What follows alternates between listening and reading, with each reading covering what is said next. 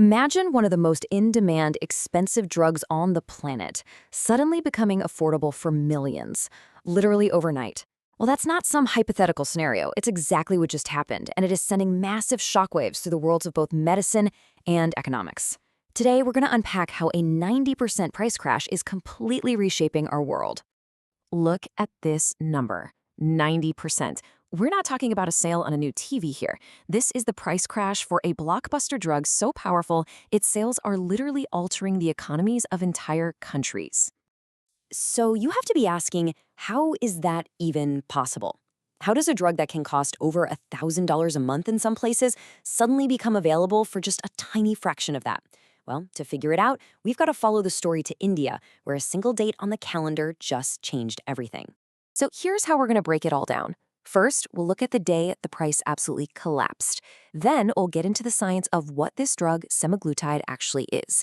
We'll talk about how it became a billion-dollar phenomenon, unpack the crazy price war that's now erupting in India, explore the global ripple effects of all this, and finally, take a look at what happens next.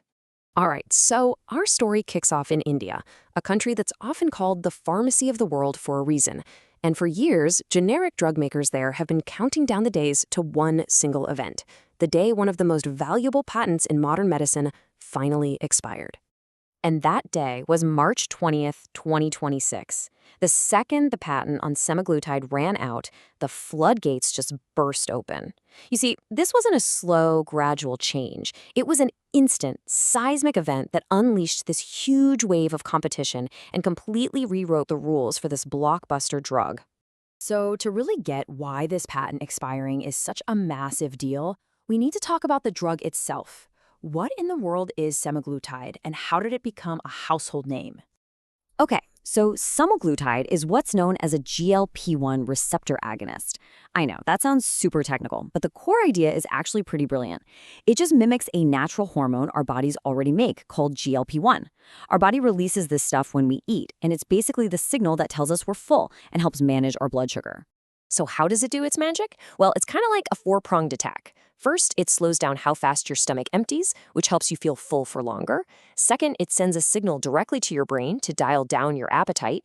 And then for people with diabetes, it does this incredible two-step. It ramps up insulin to lower your blood sugar, while at the same time blocking glucagon, which is the hormone that tells your liver to dump more sugar into your system. It's a really sophisticated bit of biology. And this incredible versatility is why it just exploded in popularity. It started out as Ozempic, a really powerful tool for type 2 diabetes. But its effect on weight loss was so significant that they released a higher dose version, Wegovy, specifically for that. And if that wasn't enough, it's also been shown to cut the risk of things like heart attacks and strokes. Now, all this effectiveness hasn't just been changing lives. It has created an absolute economic juggernaut. Honestly, the scale of semaglutide's success is kind of hard to wrap your head around. Just let this number sink in for a second. $38.6 billion. That's what semaglutide brought in from U.S. sales in 2023 alone. That made it the single highest earning medication on the entire market. That figure tells you everything you need to know about the demand. And the impact just keeps going. This one drug made its creator, Novo Nordisk, the most valuable company in all of Europe. The profits are so massive, they've actually had a measurable economy-altering effect on their entire home country of Denmark. It's gotten to the point where economists are openly worrying about a nation becoming too dependent on the success of a single company. Wild. Of course, this didn't just happen overnight.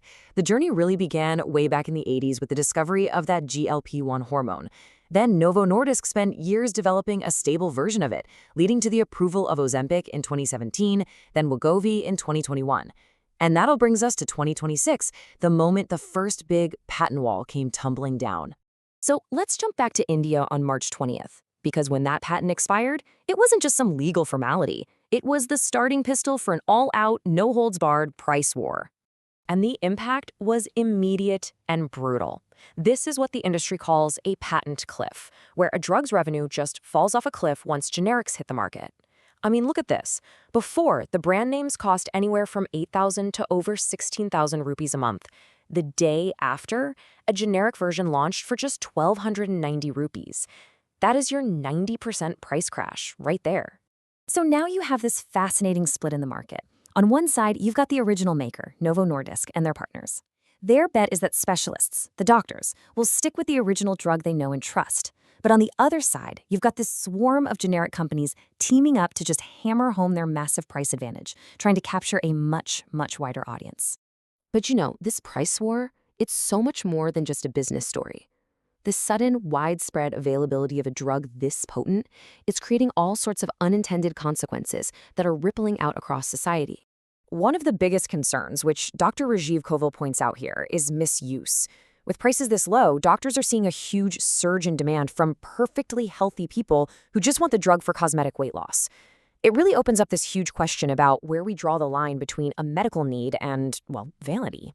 And all this new access is also fueling a huge fight over how these drugs are sold. Traditional pharmacies are feeling seriously threatened by the rise of online pharmacies, which they say are operating in this legal gray area, making it way too easy for people to get these powerful drugs without ever talking to a doctor. And get this, here's a crazy twist in the story. Even as the price of semaglutide itself is crashing, the cost to actually make medicines is soaring. Geopolitical crises, like the shipping disruptions in the Red Sea, are making the price of basic supplies go through the roof. We're talking huge jumps for everything from simple packaging to the active ingredient in Tylenol. So these companies are getting squeezed from both sides. So with all these different forces pulling and pushing, price wars, social changes, geopolitical pressure, what does the future actually hold for semaglutide and the millions of people who want to use it? Well, one thing is for sure, the market is about to absolutely explode. Analysts are predicting that in India alone, the market for this class of drugs will quadruple by 2030. It's going to go from about $180 million to over $700 million. That just shows you the power of making something accessible. And you've got to remember, what happened in India is just the beginning. The patent expires in Brazil at the same time. China is on deck for 2026 too, though there are some appeals happening. But the really big ones, the US, Europe, and Japan, those dominoes are set to fall around 2031. So the price war we're watching right now, it's just a little preview of a massive global phenomenon. Which really leaves us with the ultimate question, doesn't it? Semaglutide has this incredible, undeniable potential to be a public health game changer, treating diabetes, obesity, and heart disease on a massive scale. But as access gets wider and the market gets more and more chaotic, will all these challenges, misuse, regulatory problems, supply chain issues, end up outweighing its amazing benefits? That is the trillion-dollar question that the entire world is now watching.